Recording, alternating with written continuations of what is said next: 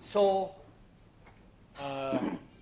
sitting in the sort of software capital, let me say straight off the bat that I'm a grease monkey. I've been in manufacturing and materials all my life.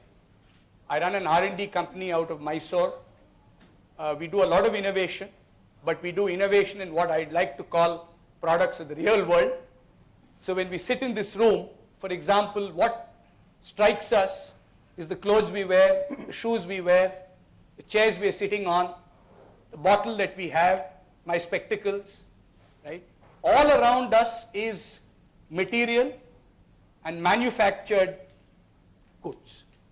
This is still an enormous part of human life, and I think sometimes, if you read the newspapers, you wouldn't think so. That all the innovation is coming in the fancier parts. I'm going to defer to Sharad is going to pounce on me on that, but I'm saying that there is a huge innovation opportunity in this company on the day-to-day articles of daily life and the materials that surround us.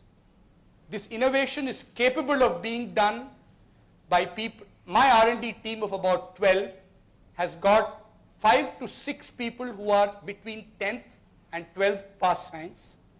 They're mainly from the villages around Mysore, but in 20 years have developed capabilities which are very, very interesting. I take my inspiration and model from the great scientists of the 18th, 19th and 20th centuries, people like Faraday and Edison, who are not educated, but who are exceptional thinkers, deep innovators and experimenters.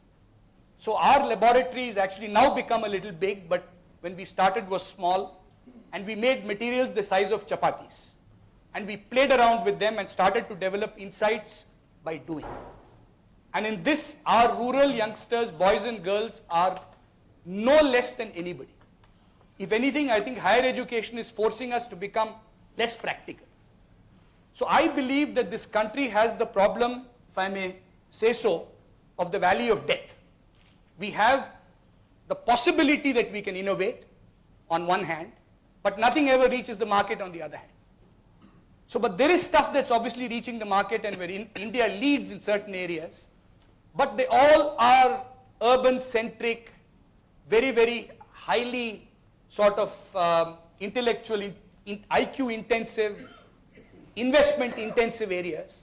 But I believe there is a huge opportunity for low investment, maybe incremental, maybe not so incremental innovation that comes out of manipulation and thinking, which can really emanate out of, I would say, if not rural India, certainly semi-urban India. And I hope in this debate we'll talk a little bit about bridging the valley of death. We have a huge number of research labs in the CSIR system which are doing good stuff, but it's all in the bench.